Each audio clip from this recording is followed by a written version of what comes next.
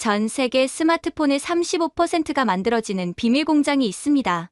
바로 인도 챈나이의 삼성전자죠. 하지만 이곳에서 글로벌 테크 산업을 뒤흔들 뻔한 전대미문의 사건이 벌어졌습니다. 한 인도 여성이 야근하다 절대 봐서는 안 될 장면을 목격했습니다. 정부는 단순 노사 갈등이라며 언론 보도를 통제했지만 진실은 상상을 초월했습니다. 인도 경제의 심장부를 겨냥한 충격적인 국제 음모였죠. 만약 성공했다면 인도의 제조업 발전은 20년은 후퇴했을 겁니다. 과연 그날 밤 무슨 일이 벌어졌을까요? 그 충격적인 이야기 바로 시작합니다. 프리아 쿠마리, 그게 제 이름입니다. 챈나이 외곽 지역에 거주하는 22살 여성이에요. 지금부터 들으실 이야기는 믿기 어려우실 수도 있습니다. 한 외국계 기업에서 벌어진 일인데 이 회사가 인도 제조업 수출에서 차지하는 비중이 어마어마하거든요. 수십만 명이 이곳에서 생계를 이어가고 있었죠. 하지만 그 모든 게 무너질 뻔한 위기가 있었습니다. 언론에서는 흔한 노사 갈등이라고 보도했어요. 저도 처음엔 그렇게 알았고요. 진실은 완전히 달랐지만요. 챈나이 시골 마을에서 태어난 저는 특별할 게 없는 사람이었어요. 남들보다 뛰어난 재능도 원대한 포부도 없었습니다. 그저 하루하루 살아가는 게 목표였죠. 그런데 삶이란 게 묘하더라고요. 평범한 사람에게도 인생을 바꿀 순간이 찾아온다는 걸 깨달았어요. 새벽 2시 화장실로 가던 그때가 제게는 그런 순간이었습니다. 우연히 본 한 장면이 모든 걸 뒤흔들어 놨거든요. 단지 제 인생만이 아니라 삼성인도 법인의 운명까지 바꿀 줄은 몰랐지만요. 대기업 내부에서 실제로 무슨 일이 벌어지는지 한 번쯤 궁금하지 않으셨나요? 겉으론 완벽해 보여도 그 안에는 복잡한 이해관계가 얽혀 있고 때로는 상상할 수 없는 일들이 일어나죠. 삼성 인도 공장에서 3년째 근무하던 저는 품질 검사부서 소속이었어요. 스마트폰 부품을 점검하는 단순 작업이었지만 저에겐 생명줄 같은 일자리였습니다. 이 직장 덕분에 저희 가족은 빈민가를 벗어날 수 있었거든요. 어느 날부터인가 회사 분위기가 달라지기 시작했어요. 직원들의 불평이 늘고 경영진에 대한 불신이 커졌죠. 처음엔 대수롭지 않게 여겼습니다. 어디든 불만은 있으니까요. 하지만 점점 이상해졌어요. 불만의 강도가 지나쳤고 누군가 의도적으로 부추기는 느낌이었습니다. 라켓이라는 선배가 그 중심에 있었어요. 여러 회사를 거쳤다는 그는 늘 삼성을 비판했습니다. 처음엔 일리 있다고 생각했어요. 하지만 시간이 지날수록 그의 비난은 선을 넘었고 회사를 무너뜨리려는 것처럼 보였죠. 그날 밤 목격한 장면이 모든 의문을 해결해줬습니다. 바보 같은 것들. 대단한 회사 다닌다고 착각하지. 부품 조립이나 하면서. 라켓이의 목소리엔 경멸이 묻어났어요. 한국인들이 우리를 뭘로 아는지 알아? 값싼 노동력. 핵심 기술은 절대 안 가르쳐줘. 평생 하급 직원이지. 컴퓨터 화면에는 제조 공정 지침서, 거래처 정보, 품질 검사 자료가 떠 있었어요. 라켓이가 USB를 꺼내 꽂더니 파일들을 복사하기 시작했습니다.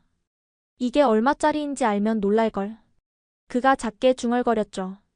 준비 끝. 내일 넘기면 돼. 가슴이 철렁 내려앉았어요. 단순한 항의가 아니었습니다. 회사의 핵심 정보를 빼내려는 거였어요. 라켓이가 그 주범이었고요. 발이 땅에 붙은 듯 움직일 수 없었습니다. 신고할까 모른 척할까. 동생들 얼굴이 스쳐 지나갔어요. 누나, 나도 좋은 회사 다닐 거야. 누나처럼 멋진 사람 될래. 13살, 11살 남동생들의 미래가 제 결정에 달려 있었어요. 회사가 망한다면? 삼성은 단순한 직장이 아니었습니다. 저희 가족의 은인이었고 수많은 인도 직원들의 생계가 걸린 곳이었죠. 그런 곳을 망치려는 사람을 방관할 수는 없었습니다. 용기를 내어 휴대폰으로 몰래 녹화했고 다음날 아침 강태우 부장님께 알렸어요. 이 작은 행동이 얼마나 큰 파장을 일으킬지는 그때 알지 못했습니다. 챈나이 변두리 출신 평범한 여성이 어쩌다 이런 큰 사건의 중심에 서게 됐을까요? 정말 기이한 일이죠. 하지만 인생이 그런 것 같아요. 예상치 못한 순간에 중요한 선택을 하게 되고 그 선택이 모든 걸 바꿔놓는 거죠. 이제 제가 겪은 믿기 힘든 이야기를 풀어놓겠습니다. 평범한 인도 여성의 용기가 거대 기업을 위기에서 구한 과정. 그리고 저와 제 가족, 무수한 사람들의 삶이 어떻게 달라졌는지 들려드릴게요. 제가 왜 그렇게 절박했는지 이해하려면 제 과거를 아셔야 해요. 저는 첸나이 외곽 다라비 슬럼가에서 태어났습니다. 함석 지붕 아래서 6식구가 한 방에 살았죠. 그래도 행복했어요. 가족이 있었으니까요. 아버지는 건설 현장에서 일하셨고 어머니는 부유한 집의 가정부로 일하셨어요. 비록 가난했지만 저희는 꿈이 있었습니다. 언젠가는 이 슬럼가를 벗어나 제대로 된 집에서 살 거라는 꿈이요. 제가 15살 되던 해 7월 몬순이 왔어요. 그해 비는 유난히 거셌습니다. 사흘 밤낮을 쏟아붓는 비에 슬럼가 전체가 물에 잠겼죠. 저희 집도 마찬가지였어요. 그날 새벽 갑자기 굉음과 함께 뒷산이 무너져 내렸습니다. 진흙더미가 순식간에 집들을 덮쳤어요. 저는 운 좋게 밖에 나와 있었지만 부모님은 집 안에 계셨죠. 엄마, 아빠, 미친 듯이 소리쳤지만 대답이 없었어요. 이웃들과 함께 맨손으로 진흙을 파헤쳤습니다. 손톱이 다 빠지고 피가 났지만 멈출 수 없었어요. 12시간 후에야 부모님을 찾았습니다. 하지만 이미 늦었어요. 서로를 꼭 껴안은 채 차가워진 부모님을 보며 저는 처음으로 세상이 무너지는 걸 느꼈습니다. 하루아침에 저는 13살, 11살 남동생들의 보호자가 됐어요. 장례식도 제대로 치르지 못했습니다. 돈이 없었거든요. 그저 공동 화장터에서 부모님을 보내드려야 했어요. 누나, 이제 우리 어떻게 해? 막내 아르준이 울먹이며 물었어요. 걱정 마.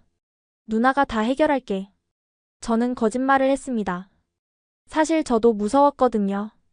다음 날부터 저는 일자리를 찾아다녔어요. 하지만 15살 소녀를 써주는 곳은 많지 않았죠. 결국 불법 봉제 공장에서 일하게 됐습니다. 하루 16시간, 한 달에 3천 루피. 한국 돈으로 5만 원 정도였어요. 그 돈으로 3명이 먹고 살기는 불가능했습니다. 그래서 새벽에는 청소 일을, 밤에는 식당 설거지를 했어요. 하루에 4시간만 자면서 버텼습니다. 어느 날 봉제 공장에서 쓰러졌어요. 영양실조와 과로였죠. 병원비는커녕 약값도 없었습니다. 그저 하루 쉬고 다시 일하러 갔어요. 그게 저희의 현실이었으니까요. 동생들은 학교를 그만둬야 했어요. 교복값도 책값도 낼 수 없었거든요. 그게 제일 마음 아팠습니다. 부모님이 그토록 바라셨던 건 저희가 교육받는 거였는데 그마저도 지켜드리지 못했으니까요. 2년이 그렇게 흘렀어요. 저는 17살에 이미 늙은 사람 같았습니다. 꿈도 희망도 없었어요. 그저 하루하루 살아남는 게 전부였죠. 그러던 어느 날 슬럼가 게시판에 공고문이 붙었습니다. 삼성전자 인도공장 직원 모집. 처음엔 믿지 않았어요. 우리 같은 사람들을 큰 회사에서 뽑을 리 없다고 생각했거든요. 하지만 자격 요건을 보니 희망이 생겼어요. 고등학교 졸업장만 있으면 지원 가능하다는 거였어요. 저는 다행히 부모님이 돌아가시기 전에 고등학교를 졸업했거든요. 월급이 한 달에 2만 루피라고 적혀 있었어요. 제가 세 곳에서 일해서 버는 돈의 4배였죠. 게다가 기숙사와 식사까지 제공한다고 했습니다. 누나, 정말 우리 같은 사람도 뽑아줄까? 둘째 로안이 물었어요. 모르겠어. 하지만 시도는 해봐야지. 저는 마지막 희망을 걸었습니다. 면접날, 저는 제일 좋은 옷을 입고 갔어요. 그래봤자 낡은 사르와르 카미즈였지만요. 대기실에는 저처럼 가난해 보이는 사람들로 가득했습니다. 모두 간절한 눈빛이었어요. 한국인 면접관이 물었습니다. 왜 삼성에서 일하고 싶습니까? 저는 솔직하게 말했어요. 두 동생을 책임져야 합니다. 안정적인 일자리가 절실해요. 누구보다 성실하게 일할 자신 있습니다. 일주일 후 합격 통지를 받았어요. 그 순간 처음으로 울었습니다. 부모님이 돌아가신 후 처음 흘린 기쁨의 눈물이었어요. 누나, 우리도 이제 제대로 먹을 수 있는 거야? 아르준이 환하게 웃었어요. 그럼. 이제 학교도 다시 보낼 수 있어. 저는 동생들을 꼭 안아줬습니다. 첫 출근 날, 저는 새벽 4시에 일어났어요. 공장이 너무 멀어서 일찍 출발해야 했거든요. 하지만 피곤하지 않았습니다. 오히려 가슴이 두근거렸어요. 삼성 공장은 제가 상상했던 것보다 훨씬 크고 깨끗했어요. 하얀 유니폼을 받았을 때는 꿈만 같았습니다. 제 이름이 새겨진 명찰을 보며 생각했어요. 이제 나도 제대로 된 직장인이구나. 교육기간 동안 강태우 부장님을 만났어요. 한국에서 온 젊은 관리자였는데 정말 친절하셨죠. 서툰 영어로 열심히 설명해 주시는 모습이 인상적이었어요. 프리아 씨, 어려운 거 있으면 언제든 물어보세요. 우리는 가족이에요. 그 말에 눈물이 날 뻔했어요. 가족이라니. 부모님을 잃은 후 처음 듣는 따뜻한 말이었거든요. 기숙사 생활도 천국 같았습니다. 깨끗한 방, 따뜻한 물, 세끼 식사. 제가 누렸던 것보다 훨씬 좋은 환경이었어요. 무엇보다 좋았던 건 마음 편히 잘 수 있다는 거였죠. 첫 월급을 받던 날은 잊을 수 없어요. 통장에 찍힌 2만 루피를 보고 또 울었습니다. 그 돈으로 동생들에게 새 교복을 사줬어요. 그리고 작은 방이지만 슬럼가를 벗어나 제대로 된 집으로 이사했죠. 누나, 이제 비 와도 무섭지 않겠다. 로안이 새 집을 보며 말했어요. 맞아요. 더 이상 몬순이 무섭지 않았습니다. 삼성이 준 안정적인 삶 덕분에요. 그래서 저는 이 회사에 정말 감사했어요. 단순히 일자리를 준 게 아니라 삶의 희망을 준 거니까요. 그런데 누군가 그 희망을 빼앗으려 한다면? 저는 절대 가만히 있을 수 없었습니다. 삼성에 입사한 후 제 삶은 완전히 달라졌어요. 매일 아침 6시에 기상방송이 나오면 기숙사 친구들과 함께 일어났습니다. 다들 저처럼 가난한 집 출신이었지만 이제는 희망을 갖고 사는 사람들이었죠. 식당에서 아침을 먹을 때마다 감사했어요. 따뜻한 차파티와 달, 그리고 신선한 과일까지. 봉제 공장 시절엔 하루 한 끼도 제대로 못 먹었는데 말이에요. 품질관리 부서에 배치받은 건 행운이었습니다. 스마트폰 부품을 검사하는 일이었는데 처음엔 너무 복잡해 보였어요. 하지만 교육 담당자분들이 정말 친절하게 가르쳐 주셨죠. 이 부품 하나하나가 모여서 전 세계 사람들이 쓰는 갤럭시 폰이 됩니다. 여러분의 손길이 그만큼 중요해요. 박선미 차장님이 말씀하셨어요. 그 말을 듣고 자부심이 생겼습니다. 내가 하는 일이 단순 노동이 아니라 의미 있는 일이라는 걸 깨달았거든요. 무엇보다 좋았던 건 교육 프로그램이었어요. 퇴근 후에 무료로 컴퓨터와 영어를 배울 수 있었습니다. 저는 하나도 빠지지 않고 참석했어요. 배움의 기회가 얼마나 소중한지 알았으니까요. 주말에는 동생들을 만나러 갔습니다. 새 집에서 행복하게 지내는 동생들을 보며 마음이 놓였어요. 누나, 나 이번에 반에서 1등 했어. 아르준이 자랑스럽게 성적표를 보여줬어요. 정말? 우리 아르준 최고다. 저는 동생을 꼭 안아줬습니다. 로안도 달라졌어요. 누나, 나도 열심히 공부해서 엔지니어가 될 거야. 그래서 삼성 같은 회사에서 일할 거야. 동생들의 꿈을 들으며 저는 더 열심히 일했습니다. 이 아이들의 미래를 위해서라도 이 직장을 지켜야 했으니까요. 6개월쯤 지났을 때 작은 문제가 생기기 시작했어요. 라켓이라는 사람이 품질관리 부서에 새로 왔거든요. 30살쯤 돼 보이는 남자였는데 다른 회사에서 일한 경험이 많다고 했습니다. 처음엔 친절한 선배 같았어요. 일도 잘 가르쳐주고 어려운 일이 있으면 도와줬죠. 하지만 시간이 지나면서 이상한 말들을 하기 시작했습니다. 프리야, 우리가 만드는 폰 하나 가격이 얼마인지 알아? 80만 루피야. 우리 월급의 40배지. 라켓이가 점심시간에 말했어요. 그래도 전보다는 훨씬 나아졌잖아요. 제가 대답했습니다. 그게 바로 문제야. 우리는 푼돈에 만족하며 살고 있어. 한국인들은 우리를 값싼 노동력으로만 봐. 저는 동의할 수 없었어요. 삼성이 저희에게 얼마나 많은 기회를 줬는지 알았으니까요. 하지만 라켓이의 말에 동조하는 사람들이 점점 늘어났습니다. 어느 날 라켓이가 왓츠앱 그룹을 만들었어요. 삼성 인도 직원 권익 모임이라는 이름이었죠. 처음엔 단순한 친목 모임인 줄 알았습니다. 하지만 그룹 채팅의 내용은 점점 과격해졌어요. 한국 관리자들은 중요한 기술은 절대 우리에게 가르쳐주지 않아. 인도 직원 중에 고위 관리자가 몇 명이나 되는지 알아? 우리가 단결하면 바꿀 수 있어. 노동조합을 만들자. 저는 불편했지만 굳이 반대하지는 않았어요. 그들도 나름의 이유가 있을 거라고 생각했거든요. 하지만 뭔가 이상한 점들이 있었어요. 라켓이는 한국인 관리자들의 일정을 너무 잘 알고 있었고 회사 시스템에 대해서도 지나치게 해박했습니다. 마치 오래전부터 연구한 사람 같았어요. 그리고 가끔 낯선 언어로 통화하는 걸 봤습니다. 처음엔 힌디어나 타밀어가 아닌 것 같아서 궁금했어요. 물어보니 예전 회사에서 외국 바이어를 상대했다고 둘러댔지만 뭔가 석연치 않았어요. 3달 후 라켓이는 본격적으로 파업을 준비하기 시작했습니다. 1,500명의 직원이 동참하기로 했대요. 저도 압박을 받았습니다. 프리야, 넌 왜 우리와 함께하지 않니? 너가 회사 편을 든다고 생각하는 사람들이 있어. 전 그냥 일하고 싶을 뿐이에요. 저는 조심스럽게 대답했습니다. 그런 소극적인 태도가 우리를 영원히 노예로 만드는 거야. 너의 동생들도 결국 우리와 같은 처지가 될 거야. 그 말에 화가 났지만 참았습니다. 라켓이와 적대적인 관계가 되면 일하기 힘들어질 테니까요. 하지만 마음속으로는 확신했어요. 뭔가 잘못되고 있다고.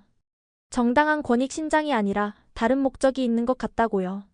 그리고 그날 밤 제 직감이 맞았다는 걸 확인하게 됐습니다. 파업 준비가 본격화되면서 공장 분위기는 완전히 바뀌었어요. 이전의 화기애애한 모습은 사라지고 직원들은 두 편으로 나뉘었습니다. 라켓이를 따르는 사람들과 그렇지 않은 사람들로요. 점심시간마다 라켓이는 구내식당에서 연설을 했어요. 동료 여러분, 우리가 만든 제품으로 삼성은 수조 루피를 벌어들입니다. 하지만 우리에게 돌아오는 건 얼마나 될까요? 이게 공정한가요? 많은 직원들이 고개를 끄덕였어요. 사실 일리가 있는 말이었거든요. 하지만 저는 다르게 생각했습니다. 삼성이 없었다면 우리 대부분은 여전히 슬럼가에서 하루 벌어 하루 먹고 살았을 거예요. 프리야, 넌 정말 회사 편이니? 같은 부서 동료 미라가 물었어요. 난 누구 편도 아니야. 그냥 감사하며 일할 뿐이야. 제가 대답했습니다. 감사? 그들이 우리를 착취하는데도? 저는 더 이상 대답하지 않았어요. 제 생각을 이해시킬 수 없다는 걸 알았거든요. 며칠 후 더 이상한 일이 벌어졌어요. 라켓이가 몇몇 직원들과 비밀 회의를 하는 걸 목격했거든요. 창고 뒤편에서 뭔가를 열심히 의논하고 있었는데 제가 다가가자 갑자기 대화를 멈췄어요. 아프리야. 무슨 일이야? 라켓이가 어색하게 웃었어요. 그냥 지나가다가요. 무슨 얘기하고 있었어요? 별거 아니야. 파업 일정 조율하고 있었어. 하지만 그들이 들고 있던 서류를 얼핏 봤는데 파업 계획서가 아니었어요. 공장 도면 같은 거였죠. 왜 파업에 공장 도면이 필요한 걸까요? 그날 밤 저는 강태우 부장님을 찾아갔어요. 부장님, 요즘 공장 분위기가 이상해요. 뭔가 걱정되는데. 부장님도 한숨을 쉬셨어요. 나도 알아. 하지만 직원들의 정당한 요구라면 들어줘야지. 우리도 개선할 점이 있으니까. 그런데 라켓이라는 사람이 좀 이상해요. 뭔가 다른 목적이 있는 것 같아요. 부장님이 제 얼굴을 유심히 보셨어요. 구체적으로 뭘 봤어? 저는 그동안 관찰한 것들을 말씀드렸어요. 낯선 언어 통화, 공장 도면, 지나치게 해박한 회사 지식 등을요. 나도 한 번 주에 깊게 봐볼게. 고마워, 프리야. 하지만 상황은 더 악화됐어요. 라켓이는 이제 대놓고 한국인 관리자들을 비난하기 시작했거든요. 저들은 우리를 인간으로 보지 않아. 그저 부품을 조립하는 기계로 볼 뿐이지. 그건 사실이 아니었어요. 제가 아는 한국인 관리자들은 모두 우리를 존중해줬거든요. 특히 강 부장님은 직원들 생일도 다 기억하고 축하해주시는 분이었어요. 왓츠앱 그룹은 이제 증오의 온상이 됐습니다. 한국인들을 몰아내야 해. 우리도 경영에 참여할 권리가 있어. 기술 이전을 요구하자. 그들만 독점할 순 없어. 기술 이전이라니? 그건 파업과 무슨 상관이 있는 걸까요? 저는 점점 더 의심스러워졌어요. 어느 날 라켓이가 저를 따로 불렀어요. 프리야, 네가 정말 똑똑한 애야. 품질관리 데이터베이스 접근 권한 있지? 네, 왜요? 파업할 때 회사가 얼마나 손해보는지 계산하려고 해. 생산량 데이터 좀 뽑아줄 수 있어? 뭔가 이상했어요. 파업에 그런 상세한 데이터가 왜 필요한 거죠? 죄송해요. 그건 제 권한 밖이에요. 저는 거절했습니다. 라켓이의 표정이 차갑게 변했어요. 프리야, 넌 정말 회사계야? 동료들보다 회사가 더 중요해? 그런 게 아니에요. 규정을 어길 순 없잖아요. 규정? 그 규정을 만든 게 누군데? 우리를 통제하려는 그들이잖아. 그날 이후로 저는 완전히 왕따가 됐어요. 아무도 저와 밥을 먹으려 하지 않았고, 일할 때도 필요한 대화만 나눴죠. 하지만 저는 확신했어요. 라켓이가 단순한 노동운동가가 아니라는 걸요. 그가 원하는 건 파업이 아니라 다른 무언가였어요. 결정적인 순간은 일주일 후에 왔습니다. 야근하던 중 화장실에 가려고 나왔는데 라켓이가 서버실 근처에서 서성이는 걸 봤어요. 그 시간에 그곳에 있을 이유가 없는데 말이죠. 저는 몰래 그를 따라갔어요. 그리고 충격적인 장면을 목격했습니다. 라켓이가 보안 직원에게 뭔가를 건네고 있었던 거예요. 돈뭉치처럼 보였습니다. 내일 새벽 2시에 비번이지? 그때 잠깐 자리 비워줘. 라켓이가 속삭였어요. 하지만 그건 너무 위험해요. 보안 직원이 망설였습니다. 걱정 마. 금방 끝날 일이야. 약속한 돈은 2배로 줄게. 제 심장이 미친 듯이 뛰었어요. 라켓이가 대체 무슨 짓을 하려는 걸까요? 다음 날 저는 하루 종일 불안했어요. 라켓이를 감시하고 싶었지만 들킬까봐 조심스러웠죠. 그리고 그날 밤 저는 인생에서 가장 중요한 결정을 내렸습니다. 야근을 자원했어요. 새벽 2시에 무슨 일이 벌어질지 직접 확인하기로 한 거죠.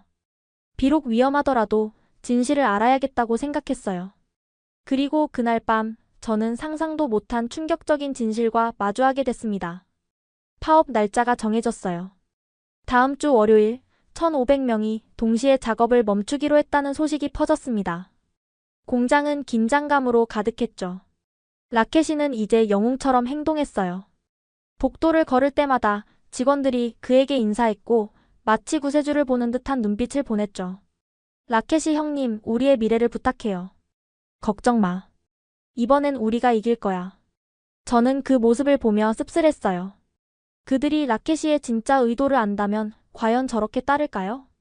금요일 오후 회사에서 긴급 회의를 소집했어요. 한국 본사에서 협상팀이 온다는 소식이었죠. 강태우 부장님이 우리를 모아놓고 말씀하셨어요. 여러분의 요구사항을 진지하게 검토하고 있습니다. 대화로 해결했으면 좋겠어요.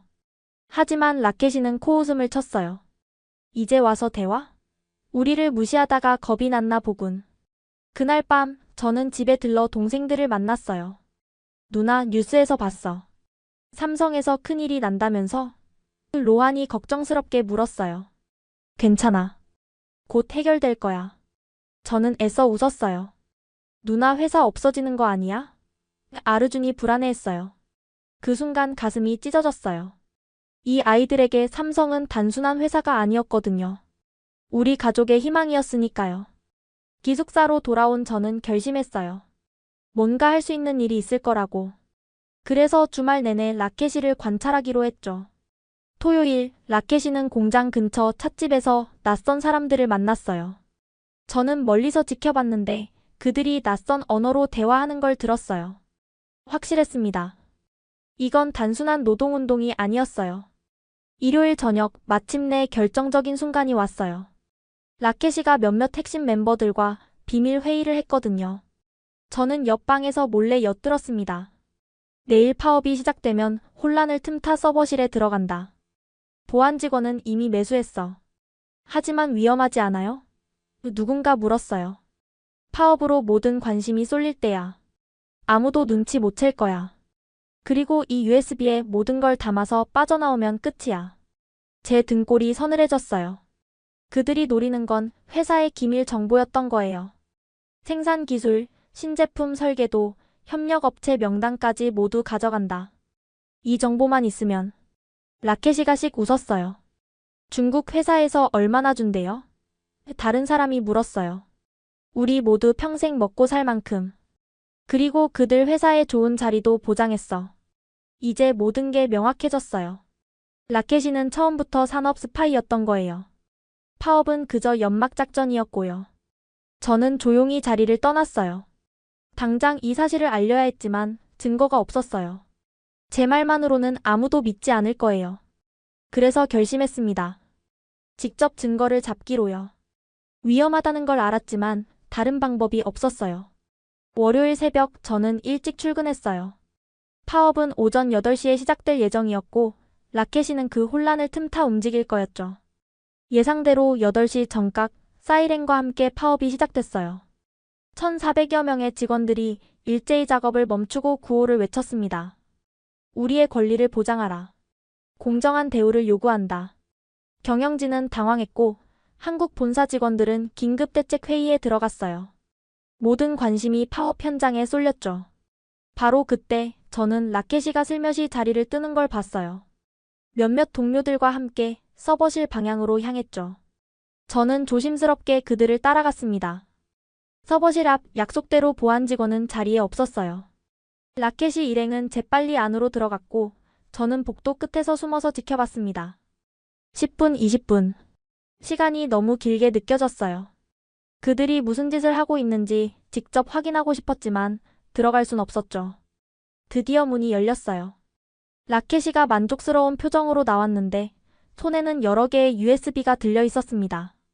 됐어. 이제 빠져나가기만 하면 돼. 라켓이가 속삭였어요. 바로 그 순간 저는 결단을 내렸습니다. 휴대폰을 꺼내 동영상 촬영을 시작했어요. 라켓이 일행이 USB를 나눠 갖는 모습, 그들의 대화, 모든 걸 담았습니다. 이걸로 우리 모두 부자가 되는 거야.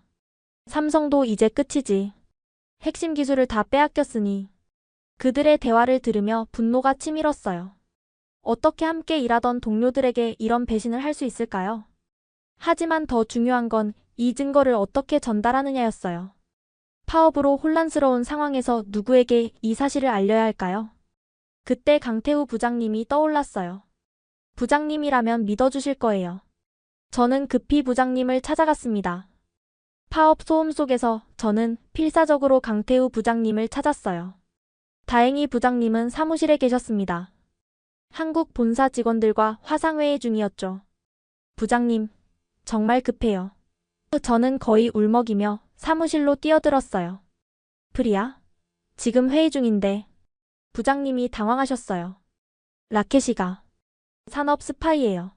지금 회사 기밀을 훔쳐가고 있어요. 회의실이 순간 조용해졌어요.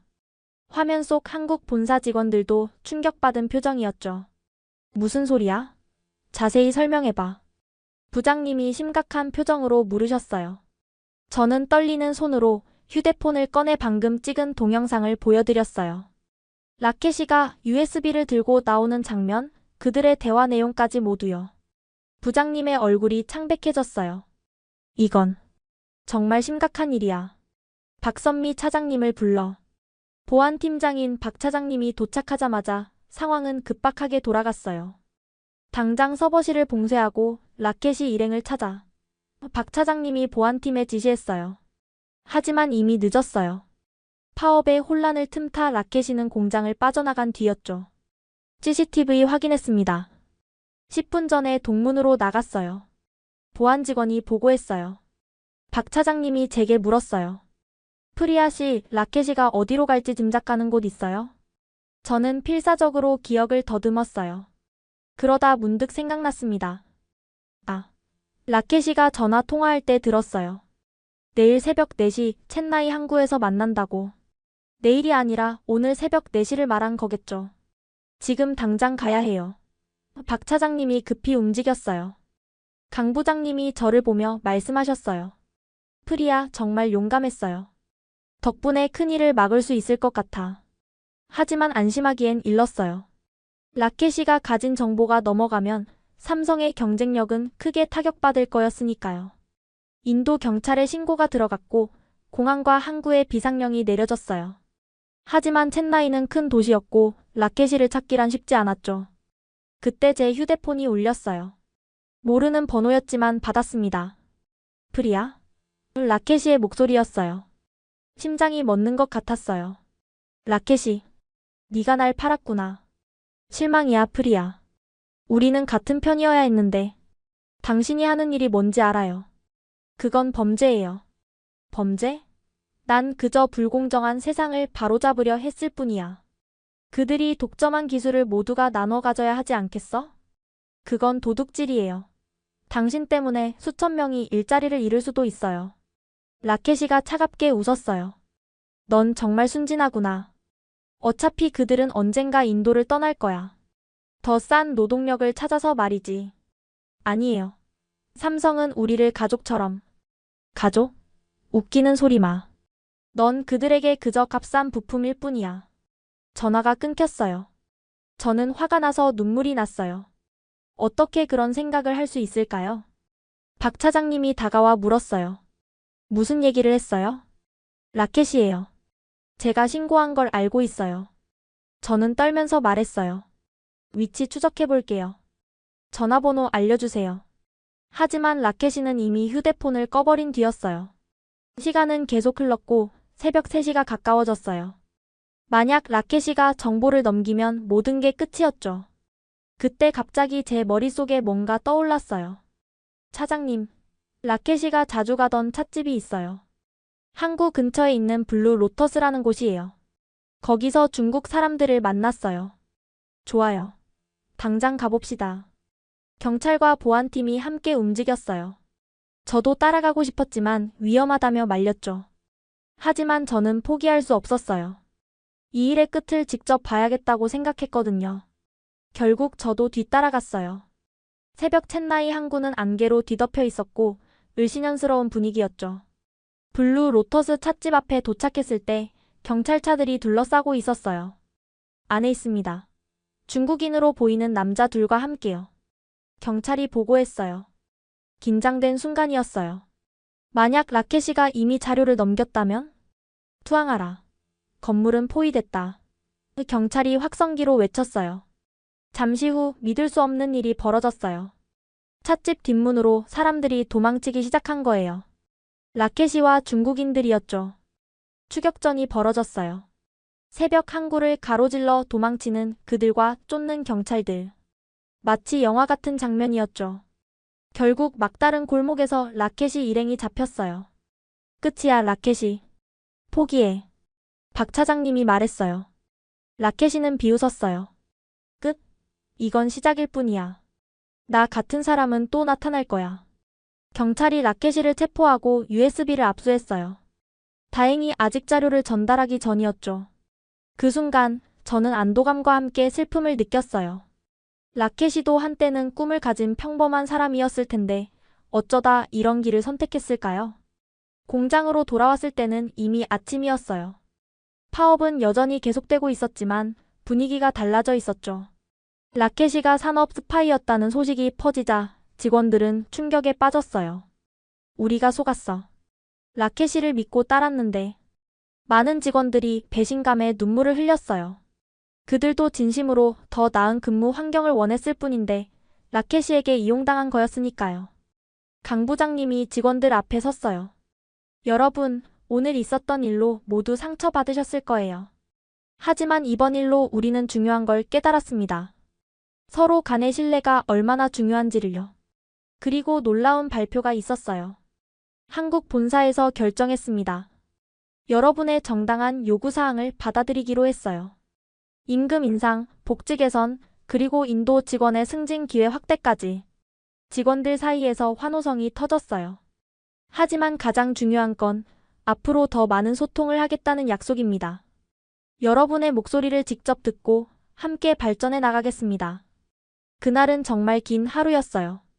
배신과 진실, 갈등과 화해가 모두 담긴 24시간이었죠. 저는 지쳐서 기숙사로 돌아왔어요. 그런데 방 앞에 누군가 기다리고 있었어요. 파업에 참여했던 동료 미라였어요. 프리야. 미안해. 우리가 틀렸어.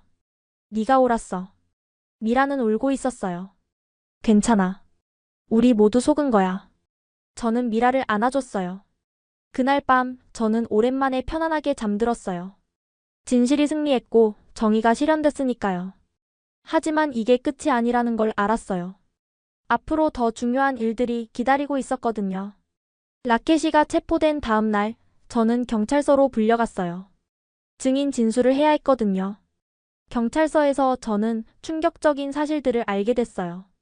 라켓이의 진짜 이름은 라지브 쿠마르였고 그는 3년 전부터 중국 전자회사의 지령을 받고 활동한 전문 산업 스파이였어요. 이미 다른 회사에서도 비슷한 일을 했더군요. 수사관이 설명했어요. 인도의 여러 글로벌 기업에 침투해서 기술을 빼돌렸어요. 그럼 처음부터 삼성을 노렸던 건가요? 제가 물었어요. 네, 치밀하게 계획된 작전이었어요. 먼저 직원들의 불만을 조장해서 내부를 분열시키고 파업을 일으켜 혼란을 만든 다음 기밀을 빼내는 거였죠. 더 놀라운 건 라켓이 혼자가 아니었다는 거예요. 공장 내부에 최소 5명의 협력자가 있었대요. 그 중에는 제가 아는 사람들도 있었어요. 모두 체포됐나요? 대부분은요. 하지만 일부는 도주했어요. 수사가 계속 진행 중입니다. 경찰서를 나오면서 저는 복잡한 심정이었어요. 함께 일했던 동료들이 우리를 배신했다는 사실이 믿기지 않았거든요. 공장으로 돌아오니 분위기가 완전히 달라져 있었어요. 파업은 중단됐고 직원들은 조심스럽게 일상으로 돌아가고 있었죠. 박선미 차장님이 저를 부르셨어요. 프리아 씨 덕분에 회사가 큰 위기를 넘겼어요. 정말 감사합니다. 저는 당연한 일을 했을 뿐이에요. 당연한 일이 아니에요. 엄청난 용기가 필요한 일이었죠. 혹시 보복이 두렵지 않았어요? 솔직히 무서웠어요. 지금도 무섭고요. 하지만 더 무서운 건 아무것도 하지 않는 거였어요. 프리아 씨 같은 직원이 있어서 정말 다행이에요. 회사에서 특별 포상을 하기로 했어요. 하지만 저는 보상을 바란 게 아니었어요. 그저 옳은 일을 했을 뿐이죠. 며칠 후 한국 본사에서 고위 임원들이 왔어요. 이번 사건을 계기로 인도 사업장의 보안과 직원 복지를 전면 재검토하기로 했대요. 전체 직원 회의가 열렸어요. 본사 부사장님이 직접 나와서 말씀하셨죠. 먼저 이번 사건으로 상처받은 모든 직원분들께 사과드립니다. 우리는 여러분을 충분히 이해하지 못했고 소통도 부족했어요. 그리고 놀라운 발표들이 이어졌어요. 첫째, 인도 직원 임금을 업계 최고 수준으로 인상합니다. 둘째, 기술 교육 프로그램을 대폭 확대해서 인도 직원들도 핵심 기술을 배울 수 있게 하겠습니다. 셋째, 인도인 임원 비율을 50%까지 늘리겠습니다. 직원들 사이에서 탄성이 나왔어요. 이건 우리가 상상도 못한 파격적인 조건이었거든요. 그리고 무엇보다 여러분을 진정한 동반자로 인정합니다. 삼성의 성공은 여러분 없이는 불가능해요. 회의가 끝난 후 강태우 부장님이 저를 찾아오셨어요. 프리야, 본사에서 너를 한국으로 초청하고 싶대. 6개월간 기술 연수를 받을 수 있는 기회야. 저는 놀라서 말을 잇지 못했어요. 한국이라니 꿈도 꾸지 못한 기회였어요. 근데 프리야가 원하지 않으면 안 가도 돼. 가족과 떨어지는 게 힘들 수도 있으니까.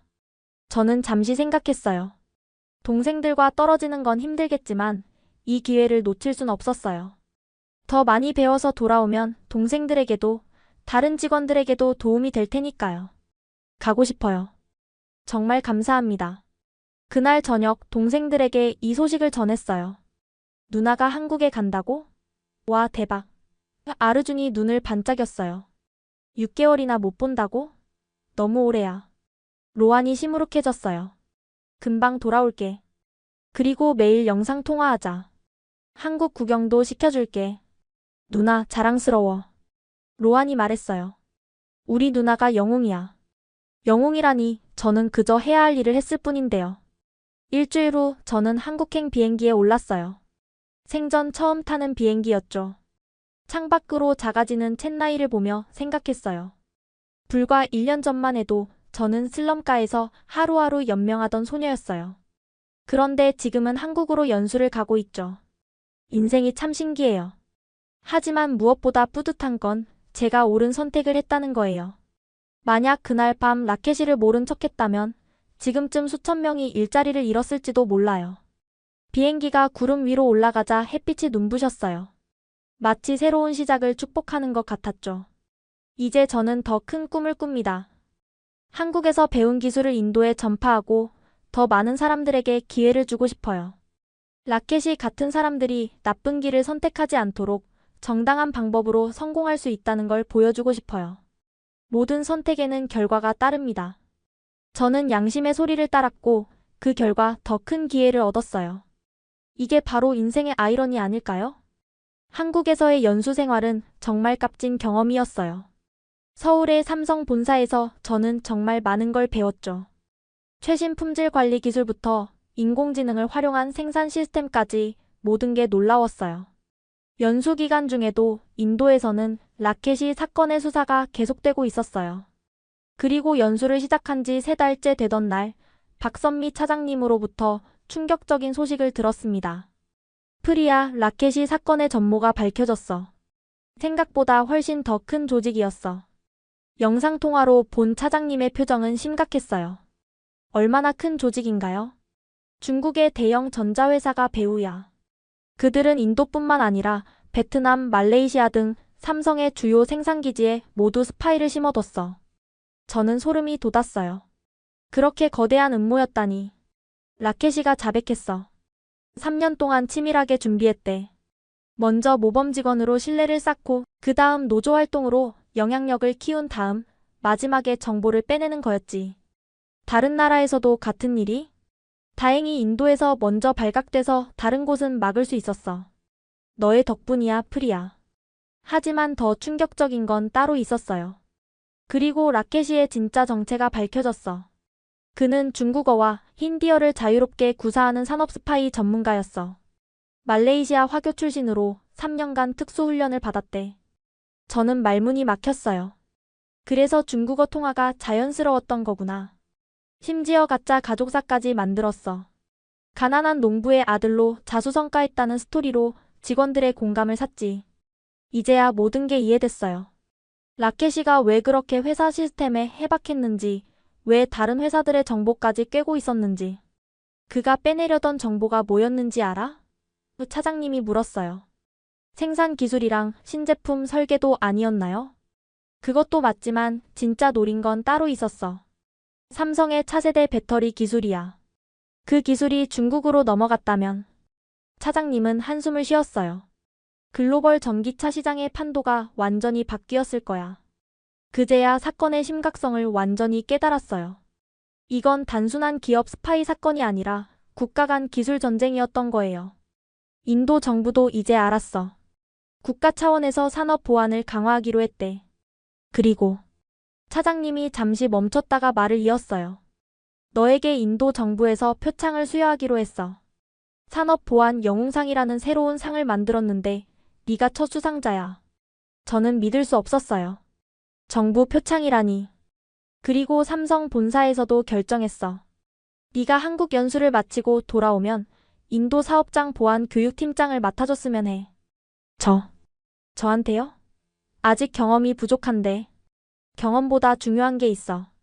바로 정직함과 용기야. 넌 그걸 증명했어. 그날 밤 저는 서울의 작은 원룸에서 한참을 울었어요. 기쁨과 책임감이 뒤섞인 복잡한 눈물이었죠. 한국 연수를 마치고 인도로 돌아가는 비행기 안에서 저는 지난 1년을 되돌아봤어요. 슬럼가의 가난한 소녀에서 삼성의 핵심 인재가 되기까지. 그 여정의 중심에는 선택이 있었어요. 라켓이도 선택을 했죠. 하지만 그는 잘못된 길을 선택했어요. 돈과 권력에 눈이 멀어 많은 사람을 배신했죠. 저도 선택을 했어요. 위험을 무릅쓰고 진실을 밝히는 길을 선택했죠. 그 결과 더 큰 기회와 책임을 얻게 됐고요. 인천공항에 도착했을 때 뜻밖의 사람들이 기다리고 있었어요. 강태우 부장님과 박선미 차장님, 그리고 몇몇 한국 본사 임원들이었죠. 프리아 씨 한국 연수 수료를 축하해요. 부장님이 꽃다발을 건네며 말씀하셨어요. 이렇게까지 해주실 필요 없는데. 저는 감동해서 또 울 뻔했어요. 필요 없다니요. 프리아 씨는 삼성의 영웅이에요. 본사 임원이 말했어요. 첸나이로 돌아가는 비행기에서 부장님이 말씀하셨어요. 프리아, 인도에 가면 할 일이 많을 거야. 직원들 보안 교육도 해야 하고 새로운 시스템도 구축해야 해. 열심히 하겠습니다. 그리고 한 가지 더. 라켓이 사건 이후로 직원들이 많이 불안해해. 서로를 의심하고 회사도 못 믿겠다는 사람들이 있어. 그들의 마음을 다시 모으는 것도 네 역할이야. 책임이 무거웠지만 저는 할 수 있다고 믿었어요. 첸나이 공항에 도착했을 때 또 다른 깜짝 선물이 기다리고 있었어요. 동생들이 마중 나와 있었던 거예요. 누나. 아르준과 로안이 달려와 안겼어요. 너희들 어떻게 여기까지?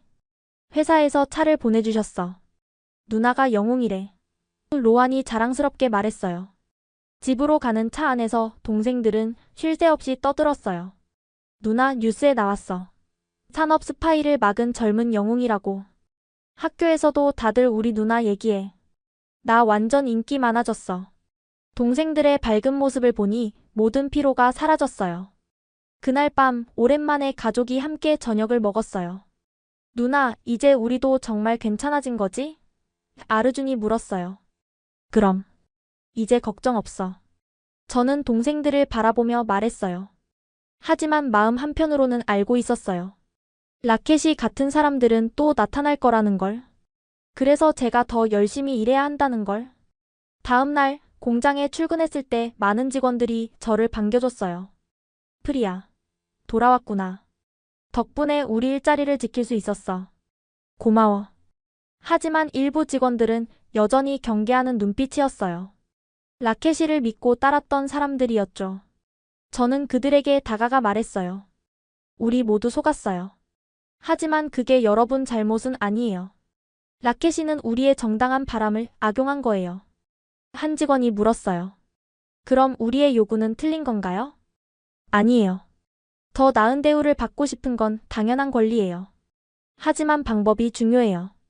대화와 협력으로 해결해야지 배신과 범죄로는 안 돼요. 조금씩 직원들의 표정이 부드러워졌어요. 그 후 저는 본격적으로 보안 교육을 시작했어요.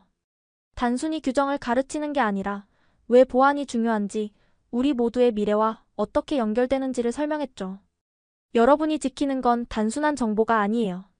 우리의 일자리, 가족의 생계, 그리고 인도의 미래예요. 직원들이 진지하게 들어줬어요. 어느 날 한 젊은 직원이 찾아왔어요. 팀장님, 수상한 사람을 봤어요. 퇴근 시간 후에 서버실 근처를 배회하더라고요. 즉시 조사한 결과 다행히 단순한 오해였어요. 하지만 저는 그 직원에게 고마웠어요. 모두가 경각심을 갖고 있다는 증거였으니까요. 3달이 지났을 때 인도 정부에서 약속한 표창식이 열렸어요. 뉴델리의 대통령궁에서 열린 성대한 행사였죠. 제가 무대에 올라갔을 때 수백 명의 사람들이 박수를 쳐줬어요. 프리아 씨의 용기 있는 행동은 인도 산업 전체를 구했습니다. 산업부 장관이 말했어요. 상을 받는 순간 돌아가신 부모님이 떠올랐어요. 하늘에서 자랑스러워 하실까요? 시상식이 끝나고 많은 기자들이 인터뷰를 요청했어요. 어떻게 그런 용기를 낼 수 있었나요? 저는 잠시 생각하다가 대답했어요. 용기가 아니었어요. 그저 옳은 일을 했을 뿐이에요. 누구나 그 상황이었다면 똑같이 했을 거예요. 앞으로의 계획은요? 더 많은 사람들이 정직하게 일하며 성공할 수 있도록 돕고 싶어요. 그래서 라켓이 같은 선택을 하는 사람이 없도록요. 인도로 돌아온 후 저는 더 바빠졌어요. 다른 기업들에서도 보안 교육을 요청했고 대학에서 특강 요청도 들어왔죠. 하지만 가장 뿌듯한 순간은 따로 있었어요. 어느 날 한 직원이 찾아와 말했어요. 팀장님, 저도 이상한 제안을 받았어요. 회사 정보를 팔면 큰 돈을 준다고. 하지만 거절했어요. 팀장님이 가르쳐준 대로요. 그 순간 저는 깨달았어요. 제가 막은 건 한 번의 위기가 아니라 앞으로도 계속될 수많은 위험이었다는 걸. 그리고 진짜 영웅은 저 혼자가 아니라 매일 정직하게 일하는 수천 명의 직원들이라는 걸요. 라켓이 사건 이후 1년이 지났어요. 그동안 삼성 인도 공장은 완전히 달라졌죠. 단순한 생산기지에서 진정한 혁신의 중심지로 변모했어요. 가장 큰 변화는 신뢰 프로그램이었어요. 한국 본사와 인도 사업장이 함께 만든 이 프로그램은 직원들의 목소리를 직접 경영에 반영하는 혁신적인 시스템이었죠. 매달 열리는 타운홀 미팅에서 CEO가 직접 인도까지 날아와 직원들과 대화했어요. 여러분의 아이디어가 삼성의 미래입니다. CEO가 말했어요. 더 이상 한국과 인도를 나누지 않겠습니다. 우리는 하나의 삼성입니다. 실제로 인도 직원들의 제안으로 새로운 생산 공정이 도입됐고 효율성이 30%나 향상됐어요. 저는 보안 교육팀장으로서 새로운 프로그램을 만들었어요. 함께 지키는 미래라는 이름으로 보안을 딱딱한 규정이 아닌 공동체 의식으로 접근했죠. 우리가 지키는 건 회사의 비밀이 아니에요. 우리 모두의 꿈과 미래예요. 이 메시지는 직원들에게 깊은 울림을 줬어요. 어느 날 뜻밖의 손님이 찾아왔어요. 타타그룹, 마인드라, 인포시스 등 인도 대기업들의 보안 담당자들이었죠. 프리아 씨의 사례를 배우고 싶습니다. 어떻게 직원들의 마음을 얻으면서도 보안을 지킬 수 있는지. 저는 기꺼이 경험을 공유했어요. 산업 전체가 함께 발전해야 한다고 믿었거든요. 그러던 중 또 다른 놀라운 소식이 왔어요. 베트남, 말레이시아, 인도네시아의 삼성 공장에서도 비슷한 스파이 시도가 있었는데 인도의 사례 덕분에 모두 사전에 막을 수 있었대요. 박선미 차장님이 자랑스럽게 말했어요. 프리야, 네가 아시아 전체 삼성을 구한 거야. 하지만 가장 의미 있는 변화는 인도 직원들의 위상이 높아진 거였어요. 삼성은 약속대로 인도인 임원 비율을 대폭 늘렸고 핵심 기술 교육도 전면 개방했어요. 이제 인도 엔지니어들도 최신 기술을 배우고 개발에 참여할 수 있게 됐죠. 제 동료 미라는 품질 관리 전문가 과정을 마치고 부팀장이 됐어요. 프리야, 고마워. 네가 보여준 길 덕분에 우리도 꿈을 꿀 수 있게 됐어. 더 놀라운 건 인도 정부의 변화였어요. 메이크 인 인디아 정책의 보안 우선 원칙이 추가됐고 모든 외국 기업들에게 산업 보안 교육을 의무화했죠. 그리고 저를 자문위원으로 위촉했어요. 프리아 씨 같은 젊은이들이 인도의 미래입니다. 총리가 직접 만난 자리에서 말했어요. 하지만 개인적으로 가장 뿌듯한 순간은 따로 있었어요. 어느 날 로안이 말했어요. 누나, 나도 결정했어. 엔지니어가 돼서 인도의 기술 발전에 기여하고 싶어. 정말? 어떤 분야? 배터리 기술이요. 라켓이가 훔치려 했던 그 기술을 우리가 직접 개발하고 싶어요. 동생의 당찬 포부에 가슴이 뭉클했어요. 삼성과 인도의 관계도 완전히 새로운 단계로 접어들었어요. 단순한 고용주와 직원이 아닌 진정한 파트너가 된 거죠. 인도 R&D 센터가 확대됐고 인도 엔지니어들이 개발한 기술이 전 세계 삼성 제품에 적용되기 시작했어요. 강태우 부장님, 아니 이제는 인도 법인장이 되신 강 사장님이 말씀하셨어요. 프리야, 이제 인도는 단순한 생산기지가 아니야. 혁신의 중심이 됐어. 그리고 그 시작점에 네가 있었어. 1년 반이 지났을 때 저는 또 다른 제안을 받았어요. 삼성 글로벌 보안팀에서 아시아 지역 총괄 매니저를 맡아달라는 거였어요. 24살의 나이에 받기엔 너무 큰 자리였죠. 부담스러우시면 거절하셔도 됩니다. 본사 임원이 말했어요. 저는 고민했어요. 더 큰 책임, 더 많은 출장, 가족과 떨어져야 하는 시간. 하지만 아르준이 말했어요. 누나 해. 누나가 더 높은 자리에 가면 더 많은 사람을 도울 수 있잖아. 동생의 응원에 용기를 얻었어요. 그렇게 저는 새로운 도전을 시작했어요. 베트남, 말레이시아, 인도네시아를 오가며 각국의 보안 시스템을 구축하고 현지 직원들을 교육했죠. 각 나라마다 문화는 달랐지만 메시지는 같았어요. 우리는 한 가족입니다. 서로를 믿고 함께 성장합시다. 베트남 하노이에서 만난 한 직원이 말했어요. 프리아 매니저님 이야기를 들었어요. 덕분에 저희도 자부심을 갖고 일할 수 있게 됐어요. 말레이시아 쿠알라룸푸르에서는 현지 정부 관계자가 찾아왔어요. 인도의 사례를 우리도 도입하고 싶습니다. 도와주실 수 있나요? 저는 기꺼이 협력했어요. 아시아 전체가 함께 발전하는 게 중요하다고 믿었거든요. 그리고 놀랍게도 이런 협력이 실제 성과로 이어졌어요. 아시아 각국의 삼성 공장들이 정보를 공유하고 협력하면서 생산성은 높아지고 보안 사고는 제로에 가까워졌죠. 본사에서도 놀라워했어요. 아시아 사업장이 전 세계 삼성의 롤모델이 됐어요. 특히 직원들의 충성도와 자부심은 최고 수준이에요. 이 모든 변화의 중심에는 신뢰가 있었어요. 회사가 직원을 신뢰하고 직원이 회사를 신뢰하는 선순환. 그것이 라켓이 사건이 남긴 가장 큰 교훈이었죠. 최근에는 새로운 프로젝트를 시작했어요. 차세대 리더 육성 프로그램이에요.